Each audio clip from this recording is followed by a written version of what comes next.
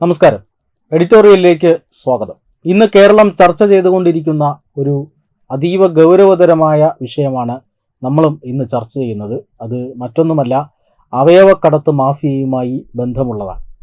സിജു, അതായത് കുറച്ച് വർഷങ്ങൾക്ക് മുന്നെയാണ് മലയാളത്തിലെ പ്രശസ്തനായ സിനിമാ സംവിധായകൻ സനൽകുമാർ ശശിധരൻ കേരളത്തെ ഈ അവയവ മാഫിയയുമായി അല്ലെങ്കിൽ അവയവക്കടത്തുമായി ബന്ധപ്പെട്ട മാഫിയ പിടിമുറുക്കിയിരിക്കുകയാണ് എന്നും ഭരണകൂടം ഇവരെ സഹായിക്കുകയാണ് എന്നുമൊക്കെയുള്ള വാദങ്ങൾ അല്ലെങ്കിൽ ആരോപണങ്ങൾ ഉന്നയിച്ചത്.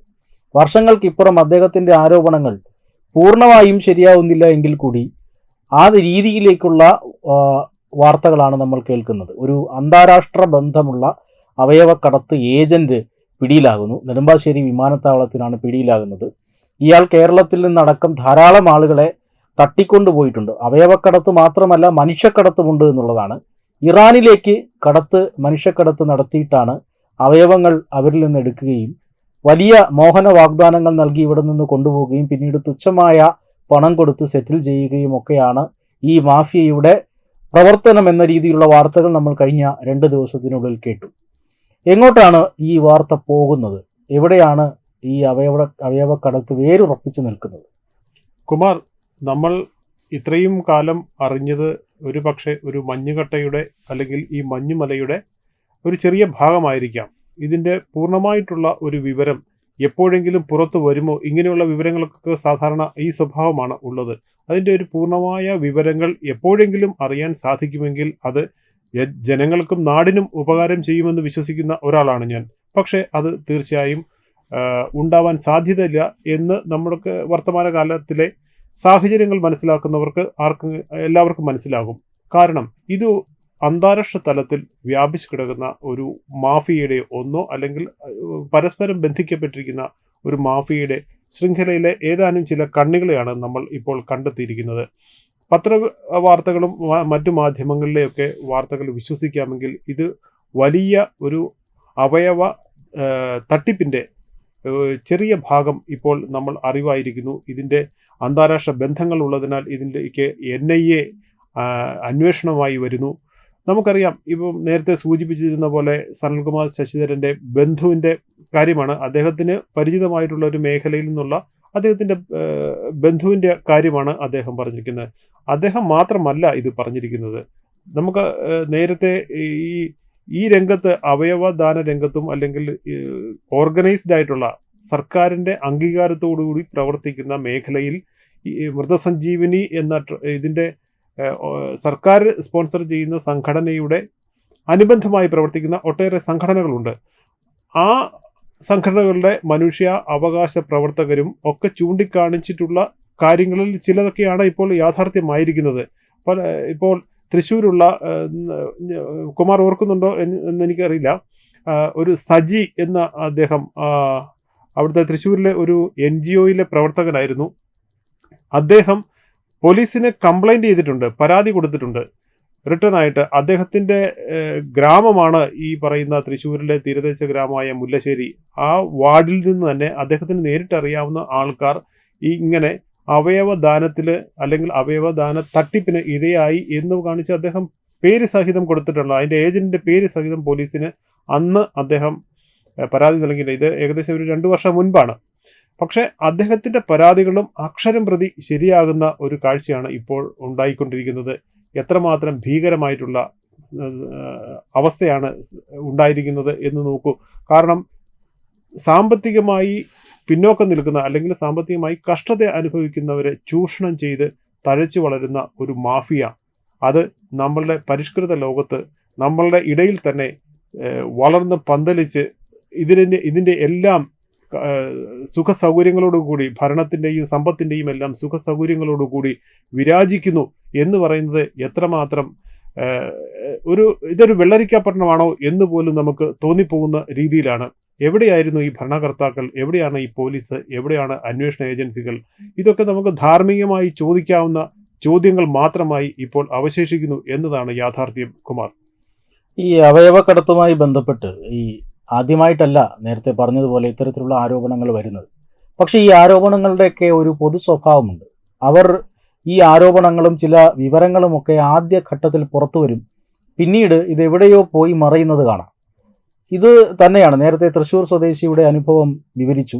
അതിനോടൊപ്പം തന്നെ തിരുവനന്തപുരത്തിന്റെ തീരദേശ മേഖലകൾ, ആ മേഖലകളിൽ അവയവക്കടത്ത് സംഘങ്ങൾ സജീവമാണെന്നും പല ആളുകളെയും, പ്രത്യേകിച്ച് സ്ത്രീകളെ അടക്കം ഇവർ നോട്ടമിട്ടിട്ടുണ്ട്, പലരും ഇതിന് ഇരയായി കഴിഞ്ഞുവെന്നുമുള്ള വാർത്തകൾ വന്നു. പക്ഷേ അതൊരു അന്വേഷണത്തിലേക്കോ അല്ലെങ്കിൽ അതിൻ്റെ വിശദാംശങ്ങളിലേക്കോ അതിൻ്റെ പിടിവള്ളി തേടിയിട്ടുള്ള ഒരു യാത്രയോ ഒന്നും ഉണ്ടായിട്ടില്ല. സനൽകുമാർ ശശിധരൻ്റെ ആരോപണം വന്നു, അതും തേഞ്ഞു മാഞ്ഞു പോകുന്നു. അതോടൊപ്പം തന്നെ കൊച്ചിയിലെ ഒരു പ്രശസ്തമായ ആശുപത്രിക്കെതിരെ ഈ ഇടക്കാലത്തൊരു വലിയ ആരോപണമുണ്ടാകുന്നു, ഒരു ബ്രെയിൻ ഡെത്തുമായി ബന്ധപ്പെട്ട്. ഇതൊക്കെ തന്നെയും ഇങ്ങനെ പൊന്തി വരുന്നു. അതിനുശേഷം നമ്മളിൽ പല രീതിയിലുള്ള സംശയങ്ങൾ ബലപ്പെടുത്തുന്ന രീതിയിലുള്ള വിവരങ്ങൾ പുറത്തു വരുന്നു. എന്നിട്ടും ഒരു അന്വേഷണത്തിലേക്കോ സർക്കാർ സംവിധാനങ്ങളിലേക്കോ നീളാതെ അത് പതിയെ പതിയെ തേഞ്ഞു മാഞ്ഞ് പോകുന്ന ഒരു പരിതസ്ഥിതിയാണുള്ളത്. പക്ഷേ ഈ അവയവക്കടത്തുമായി ബന്ധപ്പെട്ട ഒരു ഏജന്റ് പിടിയിലാകുന്നു. ഇയാൾ പിടിയിലാകുന്നത് ഈ നിരവധി തവണ ഇയാൾ കേരളത്തിൽ ഓപ്പറേഷൻ നടത്തിയിട്ടുണ്ട്, മറുനാട്ടിൽ ഓപ്പറേഷൻ നടത്തിയിട്ടുണ്ട്, അതിനുശേഷം നിരവധി തവണ വിദേശത്തേക്ക് പോയിട്ടുണ്ട്. ഇങ്ങനെയുള്ള വിദേശ യാത്രകളിൽ നിന്നാണ് കേന്ദ്ര ഏജൻസികൾ ഇയാളെ പിടികൂടുന്നതും ഇയാളുടെ പ്രവർത്തനങ്ങളെക്കുറിച്ച് വിലയിരുത്തുന്നതും. അതിനുശേഷം ഒരു ഇരയെ കുവൈത്തിലാക്കിയതിനു ശേഷം മടങ്ങി വരുന്ന വഴിയിലാണ് നെടുമ്പാശ്ശേരി വിമാനത്താവളത്തിലാണ് ഇയാൾ പിടിയിലാകുന്നത്. അതിൻ്റെ അർത്ഥം തന്നെ കേന്ദ്ര ഏജൻസികളുടെ ഇടപെടൽ അതിനകത്തുണ്ട് എന്നതിൻ്റെ അത് ഉറപ്പിക്കുന്നതാണ്. മാത്രമല്ല പോലീസിന് ഈ അന്വേഷണം കൈമാറുന്നു. പോലീസിനോടൊപ്പം തന്നെ ചോദ്യം ചെയ്യലിൽ പ്രധാന പ്രതി സാബിത് നാസർ എന്ന ആളിനെ ചോദ്യം ചെയ്യുന്നതിൽ നിന്ന് നിർണായക വിവരങ്ങളാണ് ഇപ്പോൾ പുറത്തു വന്നുകൊണ്ടിരിക്കുന്നത്. സാബിത് നാസർ ആണ് ഇതിൻ്റെ തലവൻ എന്നാണ് നമ്മൾ വിചാരിച്ചിരുന്നത്. ആ രീതിയിലുള്ള വാർത്തകളാണ് പുറത്തു വന്നത്. പക്ഷെ അതിനും മുകളിൽ ഒരാളുണ്ടെന്നും അയാളാണ് മുഖ്യ സൂത്രധാരനെന്നും അയാളെക്കുറിച്ചുള്ള വിവരങ്ങൾ ഇതിനോടകം തന്നെ പോലീസിന് ലഭിച്ചിട്ടുണ്ടെന്നും ഉടൻ തന്നെ പിടിയിലാകുമെന്നുമാണ് ലഭിക്കുന്ന വിവരം. ഒന്നാമത്തെയും രണ്ടാമത്തെയും മൂന്നാമത്തെയും ആളുകൾ, നേരത്തെ ഒരു സജിത്ത് ശ്യാം എന്നൊരാൾ കൂടി അറസ്റ്റിലായിട്ടുള്ളതായിട്ട് വാർത്ത വന്നു. അങ്ങനെയാണെങ്കിൽ ഈ സംഘത്തിലെ ഈ വലിയ മാഫിയയിലെ ഒന്നാമത്തെയും രണ്ടാമത്തെയും മൂന്നാമത്തെയും ആൾ മലയാളിയാകുന്നു. ഇറാൻ കേന്ദ്രീകരിച്ചാണ് ഈ ശസ്ത്രക്രിയകളും മറ്റും നടക്കുന്നത്. അവിടുത്തെ ഡോക്ടർ മലയാളിയാണ് എന്ന് പറയപ്പെടുന്നു. ഇങ്ങനെയാണ് എങ്കിൽ ഈ മലയാളി ബന്ധത്തിൻ്റെ അർത്ഥം എന്താണ്? കേരളത്തിൻ്റെ സമൂഹം അത്രമാത്രം ക്രിമിനൽ വൽക്കരിക്കപ്പെട്ടോ? നേരത്തെ മുംബൈയും മറ്റ് സ്ഥലങ്ങളുമൊക്കെ അധോലോകത്തിൻ്റെ പിടിയിൽ എങ്ങനെയായിരുന്നു? ആ രീതിയിലേക്ക് കേരള സമൂഹം പോവുകയാണോ? ബാംഗ്ലൂർ പോലുള്ള നഗരങ്ങളിൽ നിന്ന് ഈ ലഹരി മാഫിയ അടക്കം കേരളത്തിലേക്ക് പറിച്ചു നടുകയാണ് എന്ന വിവരങ്ങൾ പുറത്തു വന്നുകൊണ്ടിരിക്കുന്നു. അതിനോടൊപ്പം ചേർത്ത് വായിക്കുമ്പോൾ കേരളം ഒരു അധോലോക സാമൂഹിക അവസ്ഥയിലേക്ക് പോവുകയാണോ? നോക്കൂ, നമുക്ക് എങ്ങനെയുള്ളവരാണ് ഈ ചൂഷണത്തിന് വിധേയരാകുന്നത് എന്ന് പരിശോധിച്ചാൽ മനസ്സിലാകുന്നതാണ് ഇത്. ഇവരൊന്നും അധോലോകമായിട്ടോ അല്ലെങ്കിൽ ഏതെങ്കിലും തരത്തിലുള്ള തീവ്രവാദ പ്രസ്ഥാനങ്ങളുമായിട്ടോ ഒന്നും ബന്ധമുള്ളവരല്ല. അവരെല്ലാം ഒരേ ഒരു പരിമിതി അനുഭവിക്കുന്നവരാണ്. അവർക്ക് സാമ്പത്തികമില്ല എന്നുള്ളത് മാത്രം. ഈ ദാരിദ്ര്യം അനുഭവിക്കപ്പെടുന്ന ആൾക്കാരുടെ അല്ലെങ്കിൽ ഈ കേസുകളൊക്കെ ഉണ്ടാകുന്നത് എവിടെയൊക്കെയാണ്?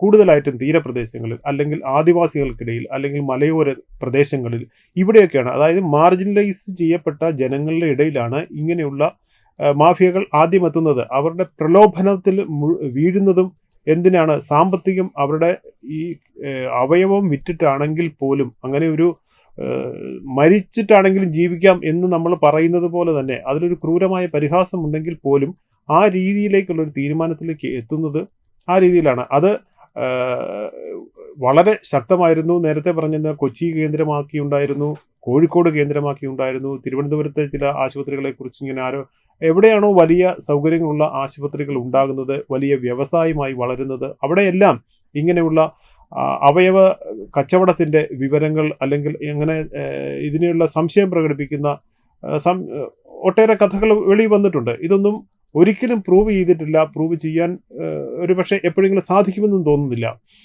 നമ്മൾ പറഞ്ഞു വന്നത് ഇപ്പോഴത്തെ ഒരു സാഹചര്യത്തിൽ ഇപ്പോൾ ഇതിനോടെല്ലാം മലയാളി ബന്ധം ഉണ്ട് എന്നുള്ളതാണ് നമ്മളെ അമ്പരപ്പിക്കുന്നത്. മലയാളികൾക്കിടയിൽ ഇത്രമാത്രം ഇത് ചൂഷണത്തിന് വിധേയനാകാൻ എന്തുകൊണ്ടാണ് കാരണം? തീർച്ചയായും നമുക്ക് ഒറ്റ വാക്ക് തന്നെ പറയാം, മലയാളിക്കിടയിലെ അസമത്വം തന്നെയാണ് ഇതിൻ്റെ പ്രധാന കാരണം. ഒപ്പം തന്നെ ഈ അജ്ഞതയും, അതായത് ഈ അവയവ ദാനം കൊണ്ടുണ്ടാകുന്ന അല്ലെങ്കിൽ അവയവ കച്ചവടം കൊണ്ടുണ്ടാകുന്ന പ്രത്യാഘാതങ്ങളെ കുറിച്ചുള്ള അറിവില്ലായ്മയും അത് ചൂഷണം ചെയ്യുന്നുണ്ട്. ഒപ്പം തന്നെ നമ്മളെ ഞെട്ടിക്കുന്ന മറ്റൊരു പ്രശ്നം എന്തെന്ന് പറഞ്ഞാൽ ഇതിന് തീവ്രവാദവുമായി എവിടെയോ കണക്ഷൻ ഉണ്ട് എന്നുള്ള പുതിയ വിവരമാണ്. അവയവദാനവും തീവ്രവാദവും എങ്ങനെയാണ് ഇത് കണക്ട് ചെയ്യുന്നത് എന്ന് അതുകൊണ്ടാണ് NIA പോലുള്ള ഒരു ഏജൻസി വരുന്നത്. തീർച്ചയായും രാജ്യത്തിന് പുറത്തുള്ള ഒരു അന്വേഷണ ബന്ധമുള്ള ഒരു കേസിൽ തീർച്ചയായും അന്വേഷണം ഉണ്ടെങ്കിൽ നമ്മുടെ ലോക്കൽ പോലീസിനെ കൊണ്ടോ CBI കൊണ്ടോ സാധിക്കില്ല. അതിന് NIA പോലുള്ള ഒരു രാജ്യാന്തര ഏജൻസി തന്നെ വരണം. പക്ഷേ ഇതിൻ്റെ സ്വഭാവമാണ് ഇവിടെ ശ്രദ്ധേയമാകുന്നത്. തീർച്ചയായും തീവ്രവാദവുമായി ബന്ധപ്പെട്ട ചില ഏജൻസികൾ, ചില കണ്ണികൾ അതിനകത്ത് കടന്നുകൂടിയിരിക്കുന്നു. ആ പണം എവിടെയോ തീവ്രവാദത്തിലേക്ക് ചാനൽ ചെയ്യപ്പെടുന്നു എന്നുള്ളത് വളരെ ഞെട്ടിക്കുന്ന ഒരു വിവരം തന്നെയാണ്.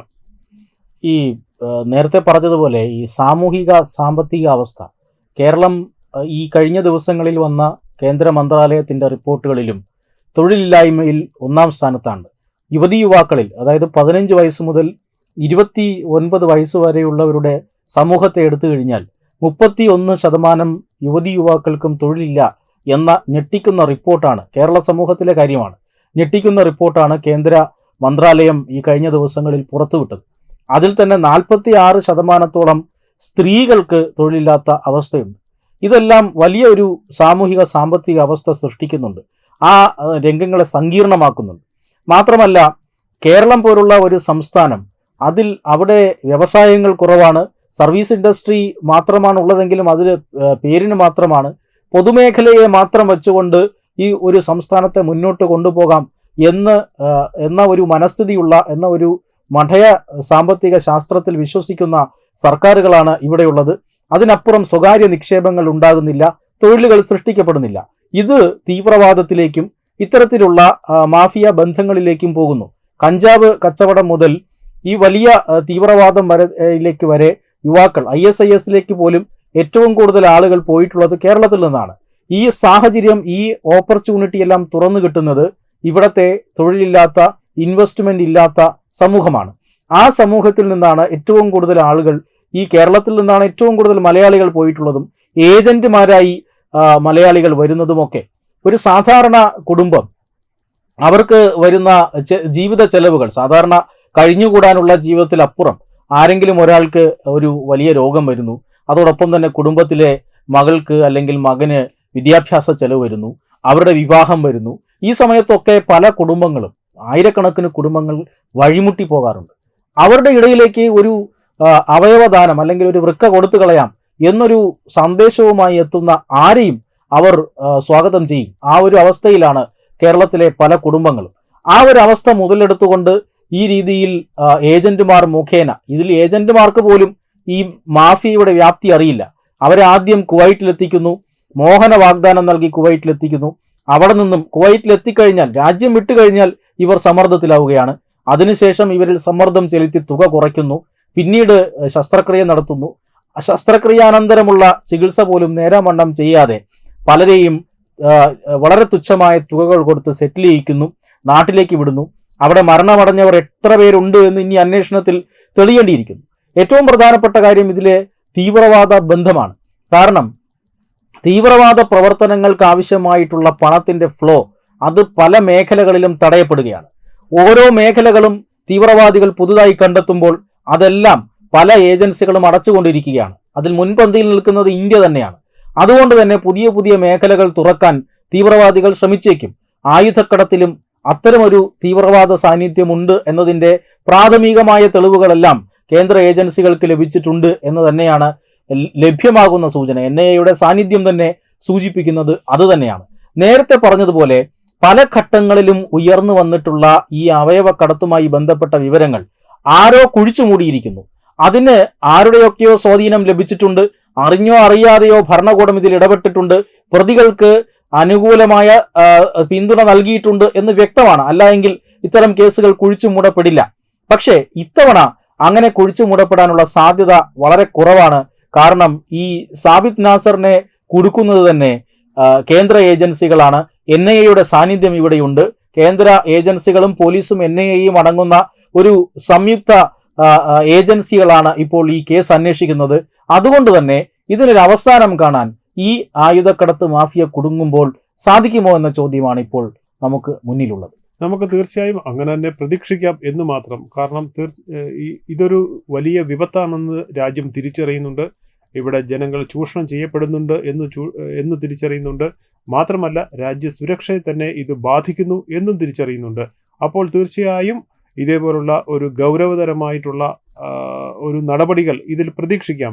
ഇത് എപ്പോഴെങ്കിലും പൂർണ്ണമായും പരിഹരിക്കും, ഈ മാഫിയ ഇല്ലാതാക്കും എന്നുള്ള പ്രതീക്ഷയൊന്നും ആർക്കും ഉണ്ടാവേണ്ടതില്ല എന്നാണ് എൻ്റെ ഒരു അഭിപ്രായം. എങ്കിൽ പോലും ഇതിനെ അമർച്ച ചെയ്യാനായിട്ടുള്ള അല്ലെങ്കിൽ ഇതിൻ്റെ പ്രവർത്തനം ഏറ്റവും കൂടുതൽ പരിമിതപ്പെടുത്താനുള്ള നടപടികൾ ഉടൻ തന്നെ ഉണ്ടാകും എന്ന് നമുക്ക് പ്രതീക്ഷിക്കാം. ഏറ്റവും പ്രധാനപ്പെട്ട കാര്യം, ഇത്രയും വലിയ ആശങ്ക നിറഞ്ഞ വാർത്തകൾ പുറത്തു വരുമ്പോഴും അധികൃതരുടെ ഭാഗത്തു നിന്നും ഈ രംഗത്ത് ഇത്തരത്തിലുള്ള പ്രവണതകൾ തടയാനുള്ള പ്രവർത്തനങ്ങൾ പ്രഖ്യാപിക്കപ്പെട്ടില്ല എന്നുള്ളതാണ്. അത് തീർച്ചയായും പൊതുജനങ്ങളുടെ ഇടയിൽ അവരുടെ ആത്മവിശ്വാസത്തെ തകർക്കുന്നതാണ്. കാരണം ആശുപത്രികളുടെ പ്രവർത്തനം സുതാര്യമാക്കുക, അവയവദാനം സുതാര്യമാക്കുക, ഇതിനെയൊക്കെ മാഫിയകൾ വേരുറപ്പിക്കുന്നതിന് ഒരു അവസരമുണ്ട്. ആ അവസരത്തെ ഇല്ലായ്മ ചെയ്യാനുള്ള ഭരണതലത്തിലുള്ള ആസൂത്രണം ഇതൊന്നും ഇല്ലാതെ പോകുന്നു എന്നുള്ളത് ദൗർഭാഗ്യകരമായ ഒരു കാര്യമാണ്. അതുകൊണ്ട് തന്നെയാണ് കേരളം പോലെയുള്ള സ്ഥലങ്ങൾ ഇത്തരം ഏജൻസികൾ അല്ലെങ്കിൽ ഇത്തരം മാഫിയ സംഘങ്ങൾ താവളമാക്കുന്നതും എന്ന് തന്നെ നമുക്ക് വിശ്വസിക്കേണ്ടിയിരിക്കുന്നു. പൊതുസമൂഹം ഉണരുകയും അവർക്ക് ഇവിടെ ധൈര്യമായി അവരുടെ അവയവങ്ങൾ ആരും അല്ലെങ്കിൽ അവരുടെ ഉറ്റവരുടെ അവയവങ്ങൾ ആരും അല്ലെങ്കിൽ ആരെയും ചൂഷണം ചെയ്യപ്പെടുന്നില്ല എന്ന് ഉറപ്പുവരുത്താനും എന്ന ഭയരഹിതമായ ഒരു ചുറ്റുപാടിൽ ജീവിക്കാനുമുള്ള സാഹചര്യം ഒരുക്കേണ്ടത് ഭരണകൂടമാണ്. അത്തരമൊരു സാഹചര്യത്തിന് വേണ്ടി പൊതുസമൂഹത്തിൽ നിന്നും വലിയ രീതിയിലുള്ള ആവശ്യം ഉയരട്ടെ എന്ന് തന്നെ നമുക്ക് ആശിക്കാം. ഈ അവയവക്കടത്തുമായി ബന്ധപ്പെട്ട കൂടുതൽ അന്വേഷണം നടക്കുകയാണ്. ആ അന്വേഷണത്തെ കേരളീയ സമൂഹത്തെ പ്രത്യാശയോടുകൂടി തന്നെയാണ് കാണുന്നത്. എന്തായാലും അവയവം എന്നുള്ളത് അന്താരാഷ്ട്ര തലത്തിൽ തന്നെ വളരെ ഡിമാൻഡുള്ള, കാരണം വലിയ ആവശ്യക്കാരുള്ള ഒരു വസ്തു തന്നെയാണ്. തീർച്ചയായും അത് ഒരു മനുഷ്യ ശരീരത്തിൽ നിന്ന് മറ്റൊരു മനുഷ്യ ശരീരത്തിലേക്ക് മാത്രമേ മാറ്റാനാകൂ എന്നുള്ളത് കൊണ്ട് തന്നെ അതിൻ്റെ ലഭ്യതയിൽ എപ്പോഴും കുറവുണ്ട്. രോഗികളായവരുടെ എണ്ണം കൂടുതലാണ്. അവയവം കിട്ടാനില്ലാതെ കാത്തിരിക്കുന്നവർ ഒട്ടേറെ പേരുണ്ട്. അതുകൊണ്ട് തന്നെ ഇത് വാങ്ങുന്നവർ സാമ്പത്തികമായി മെച്ചപ്പെട്ടവരും കൊടുക്കുന്നവർ സാമ്പത്തികമായി പിന്നോക്കം നിൽക്കുന്നവരുമാണ്. ഈ ഒരു അന്തരമാണ് സത്യത്തിൽ ഈ അന്വേഷണത്തിൻ്റെ എല്ലാം, അതായത് ഇതിൻ്റെ മൂല കാരണം എന്ന് പറയുന്നത് സാമ്പത്തികം തന്നെയാണ്. പ്രബലരായിട്ടുള്ളവർ പണം കൊടുത്ത് അവയവം വാങ്ങുന്നു. സാമ്പത്തികമായി മോശമായിട്ട് നിൽക്കുന്നവർ അല്ലെങ്കിൽ സാമ്പത്തികമായി കഷ്ടത അനുഭവിക്കുന്നവർ അത് വിൽക്കാൻ തയ്യാറാകുന്നു. ഈ രണ്ടും തമ്മിലുള്ള അന്തരമാണ് യഥാർത്ഥത്തിൽ ഈ മാഫിയകളെ സൃഷ്ടിക്കുന്നത്. ഇതിനിടയ്ക്ക് നിൽക്കുന്നവരാണ് തീർച്ചയായും അതിൻ്റെ ഒരു മാഫിയ ബന്ധം രൂപപ്പെടുത്തുന്നതും അതൊരു വലിയ വടവൃക്ഷമായി വളർത്തുന്നതും. നമ്മൾ പറയുന്നുണ്ട് ഭരണകൂടം ഇത് അന്വേഷിക്കുന്നില്ല എന്ന് പറയുന്നത്. തീർച്ചയായും ഭരണകൂടത്തിന് ഇതിനകത്ത് പങ്കുണ്ട്. കൃത്യമായ സമരങ്ങളും അല്ലെങ്കിൽ ആവശ്യങ്ങൾ മുന്നോട്ട് വയ്ക്കും. ചികിത്സാലയങ്ങൾ അറവുശാലകൾ ആകാതിരിക്കാനായി. അതെ ആ രീതിയിലേക്കുള്ള ആവശ്യം പൊതുസമൂഹത്തിന്റെ ഇടയിൽ നിന്ന് തന്നെ ഉണ്ടാകേണ്ടിയിരിക്കുന്നു. നമസ്കാരം.